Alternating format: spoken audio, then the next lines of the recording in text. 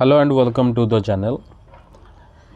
आम दुईटा लैंडफॉर्म विषय पढ़ी सारे गोटे है माउंटेन आ गोटे है plateau.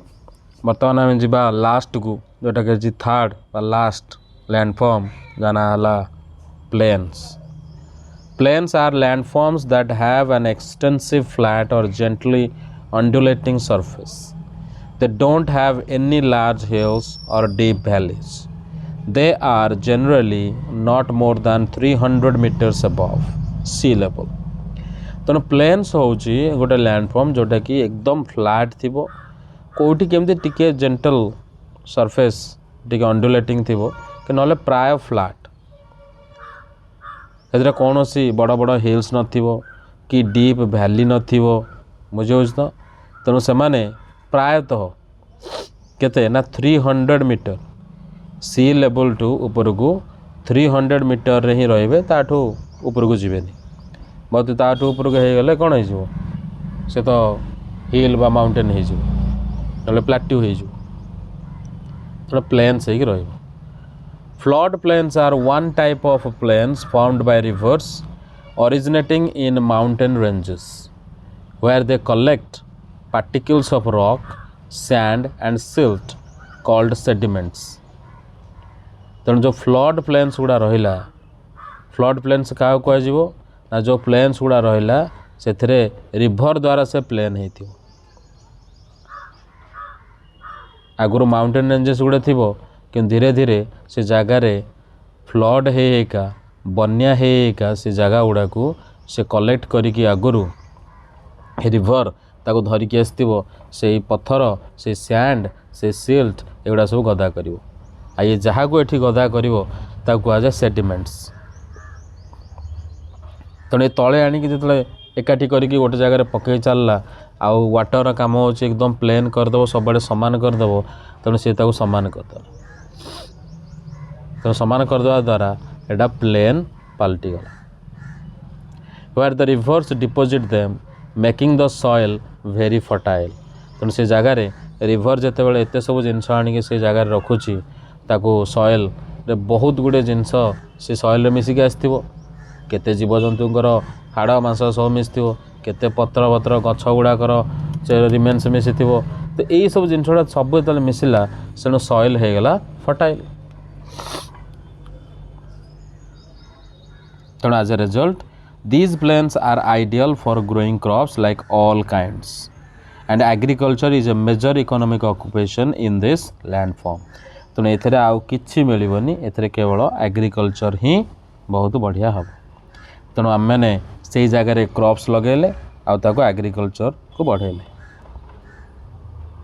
Planes also support a variety of flora and fauna. तेणु यही भली लैंडफॉर्म रे जिते आम एग्रीकल्चर करवा आम निजे रहा प्लेन्स रहा आमको बहुत सुविधा हम। आम बहुत आराम रे गोटे जगह अन्य जगह जापारे आमको चढ़ा पड़ोनी कि ओह्लैया पड़ोनी, आम गाड़ी मटर रे जापर इजिली जापर। तेणु plains also support variety of flora fauna सब ये आमको मिले है। तो ताने प्लांट्स स्पीसीज एनिमल स्पीसीज सब बहुत बढ़िया भाव में मिले। Life in the plains. Plains life केमतिया ना thousands of years ago the first civilisations developed around rivers in fertile plains. जो हजार हजार वर्ष तल कथा आम देखा ताले प्रथम सिविलाइजेशन गुड़ा सब बेले रिवर साइड रे ही आरंभ होता जोटी फर्टाइल प्लेन थिबो रिवर थिबो से जगह ही आरंभ कारण से रही सुविधा। एक तो water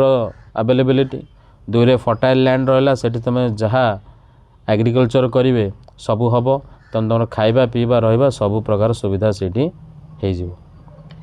in our times to a large part of world's population lives in plains. एवं जाए देखिले से देखा आम जो जगह रोचे ये सब प्लेन जगह, ये कौन सी पहाड़ पर्वत कि प्लेट्यू मिले जगह ना। तेणु आमको सुविधा हो जगह रहा। About 40 crore people, more than 1/4 of the total Indian population live in India's Ganga plain, जोटा को आम गैंगेटिक प्लेन कही था। 40 crore people माने आम इंडियन पॉपुलेशन प्राय 1/4 टोटाल यही गंगा प्लेन रोच as with many other plains of the world the major occupations of people in this region include river fishing and agriculture तो एपटे लैंड पटू से एग्रीकल्चर कले आ जिते सेपटे रिवर अच्छी रिवर रिवर फिशिंग कले कि नहीं तो माछ धरले तेणु सेपटे माछ पाइले एपटे एग्रीकल्चर करी बहुत गुड़े ग्रेन्स जमतीक धान चाउल गहम सबकि मिल food crops such as rice wheat maize barley and millets are grown तो से जगार से राइस लगेले व्हीट मेज माने मक्का बार्ली आ अन्य मिलेट्स जमतीक बाजरा मांडिया ये सब जिन गुड़ा सब लगे से जगह fibre crops such as cotton jute hemp are also grown in the Gangetic plain रे अन्य फाइबर क्रॉप मत लगुच तेणु से कपड़ा तैयारी करने कॉटन जूट और हेम्प ये सब गुड़ाकर लगे ता बढ़िया हम traditional agriculture has been mostly rain fed that is watered through rainfall तेणु जोरा ट्रेडिशनल एग्रीकल्चर आगुरी होता पूर्वज लोक मैंने से पानी किसी मड़ू ना से सदा अपेक्षा करेंगे क्या वर्षा को वर्षा हेले से पानी मिल आउ चाषबास हम किंतु रिसेंट डिकेड्स आम देखुचे जे agriculture has turned to irrigation with water brought to the fields through networks of canals or pumped from groundwater तेणु तुम पंप लगे ग्राउंड वाटर पानी दे पार ना केनाल्स रु नेटवर्क्स द्वारा सेठू मध्य पानी आनीपर एमती करी मॉडर्न एग्रीकल्चर जो बर्तमान होची एमती इरिगेशन द्वारा हो पारुछि आगुरी एमती नथिला while irrigation has increased agricultural production it has also contributed to the depletion or decrease of groundwater तेणु इरिगेशन जिते बढ़ी एग्रीकल्चर प्रोडक्शन बढ़ी आम जो समय पानी दवा कथा से समय इरिगेशन करदे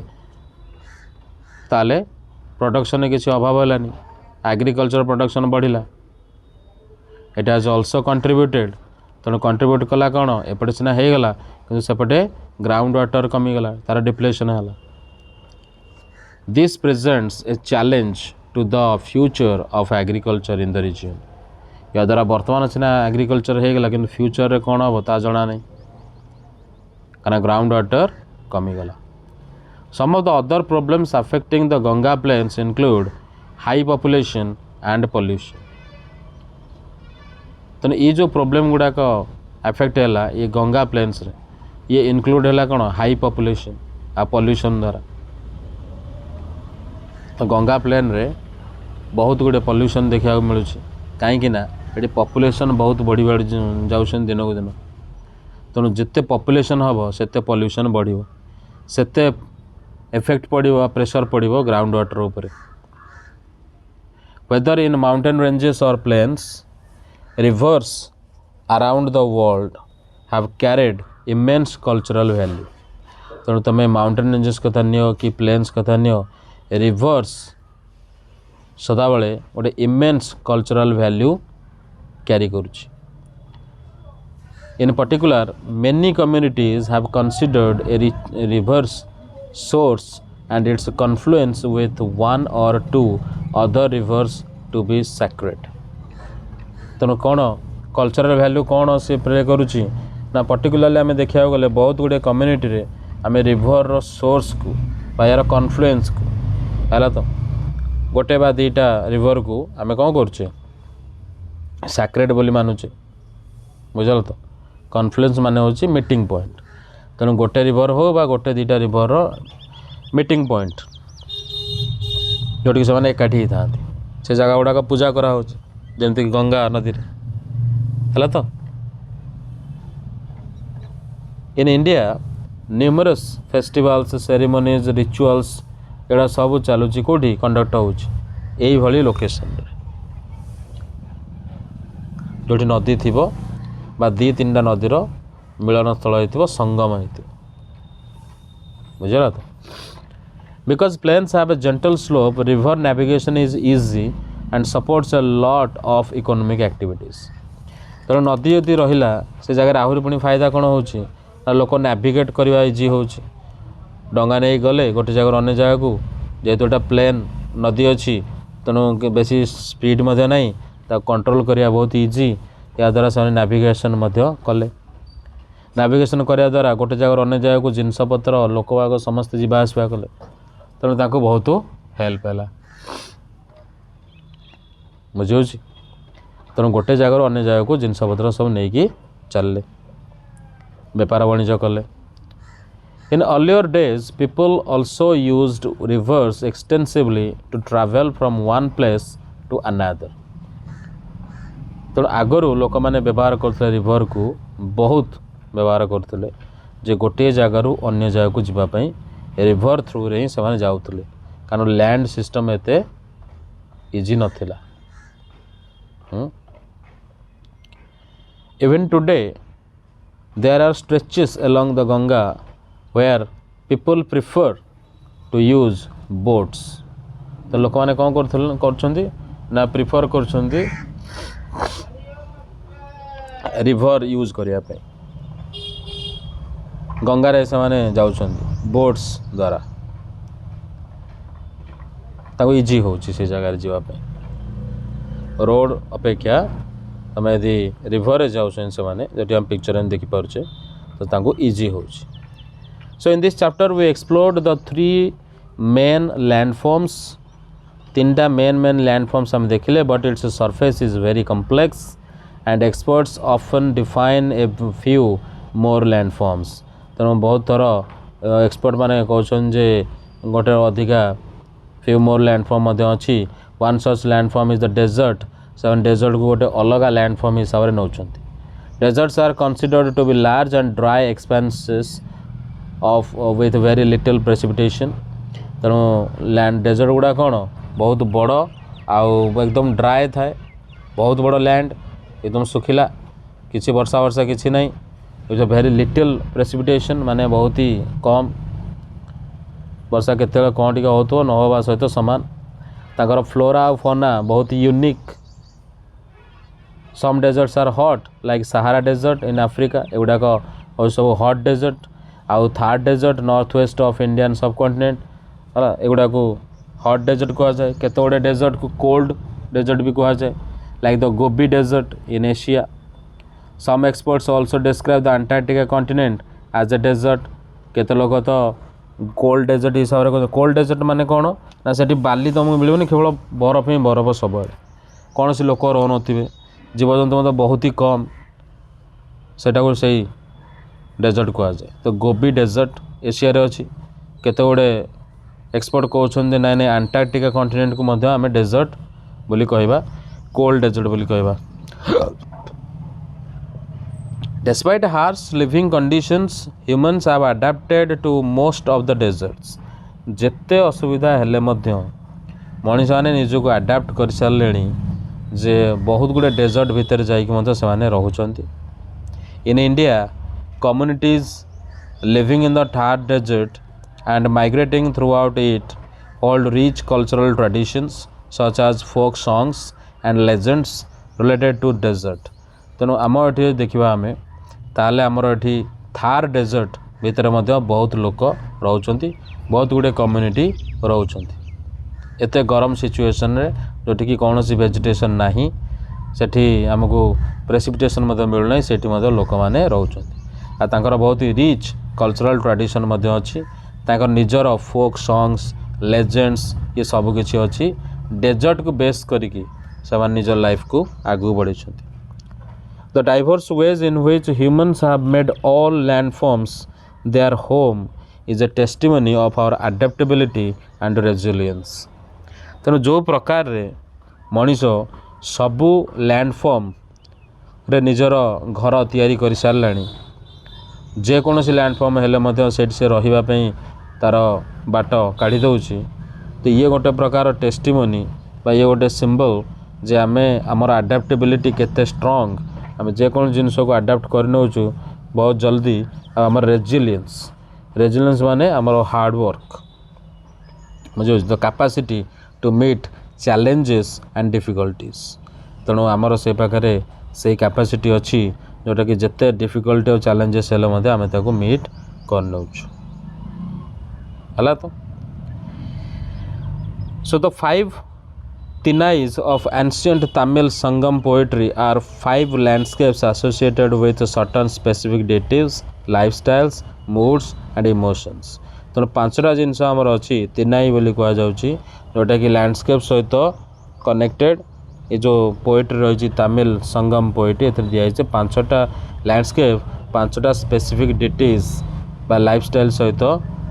बा मूड सहित इमोशन सहित कनेक्टेड बुझल तो जमी माउंटेन रीजन ये क्या सहित कौन कुरिंजी कहुच्छे mountainous region main occupation hunting and gathering Mullai ये grassland and forest cattle rearing Marudam fertile agricultural plains farming Neidal coastal region जोटा कि फिशिंग आउ सी फायरिंग को मेन ऑक्युपेशन नहीं जाइए Palai the arid or desert like regions जो जर्नी करवा फाइटिंग करवा ये सब जिनस गुड़ाक देखा so these 5 Tinais constitute a different classification of landform than one we have seen तो ये सब अलग कथा ताको सेठी से चलची किंतु आमे देखिबा जे हमर 3टा लैंडफॉर्म अछि तो 3 प्रकार लैंडफॉर्म बेसिक लैंडफॉर्म 3टा बुझल तो ओके चैप्टर एतिक कंप्लीट होची नेक्स्ट आमे यार टिके समरी को मध्य देखिदवा landforms are classified into 3 main types 3टा लैंडफॉर्म रो क्लासिफिकेशन है गोटे माउंटेन्स प्लेट्यूज एंड प्लेन्स एमानकर सब डिफरेंट फिजिकल कैरेक्टरिस्टिक और एनवायरनमेंट अच्छी ताको आमे देखिले थ्रू आउट हिस्ट्री लोक मैंने कौन कर लाइफ और एक्टिविटीज या द्वारा बहुत इम्पैक्ट होती जो भाया लैंडफॉर्म पाखे से रे से भाई लाइफ स्टाइल चेंज हो जो लैंडफॉर्म्स गुड़ाक अच्छी यार इंटेग्राल पार्ट कल्चर आमर प्ले होची वर्ल्ड अक्रॉस द वर्ल्ड सबुआड़े इंडियन कल्चर खाली नुह बाकी सबुआड़े खास करके यदि देखा इंडियन कल्चर ताले एथरे सेलिब्रेट करा जाउची डाइवर्स वे रे प्रत्येक लैंडफॉर्म कथा हम देखा ताले ऑफर करची different challenges as well as opportunities किसी चैलेंज अच्छी किसी अपॉर्चुनिटी